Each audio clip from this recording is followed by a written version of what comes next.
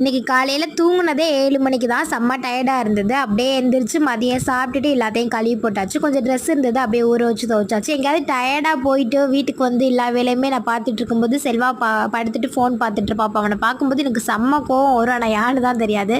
அப்படியே 3 நாளாச்சு தலையில எண்ணெய் வச்சு அப்படியே தலையில எண்ணெய் வச்சுட்டு லைட்டா ஃப்ரெஷ் ஆயிட்டு கோயிலுக்கு போயிட்டு வாங்கிட்டு வந்த திங்ஸ் எல்லாமே எடுத்து வச்சுட்டு வேளாங்கண்ணிக்கு போன ஃபுல் வீடியோ என் ஃபேமிலியோட சேனல்ல அப்டேட் பண்ணியிருக்கேன். கீழே லிங்க் கொடுக்குறேன், செக் பண்ணிக்கோங்க. இந்த டைம் கோயிலுக்கு போயிட்டு எங்களுக்குன்னு வாங்கினது இது ஒன்று தான். எனக்கு இது ரொம்பவே பிடிச்சிருந்துச்சு. காரில் வைக்கிறதுக்காக வாங்கிட்டு வந்தேன். நேராக அத்தை வீட்டில் போய் பொரி கடல் எல்லாமே கொடுத்துட்டு செல்வா அப்படியே டூட்டி போயிட்டான். கொஞ்சம் காய்கறி மட்டும் வாங்கி கொடுத்துட்டு இருந்தான். அப்படியே எடுத்துகிட்டு வந்து வச்சேன். அத்தை சின்னத்தை ஒருத்தவங்க ஐஸ்கிரீம் கடையில் ஒர்க் பண்ணுறாங்க.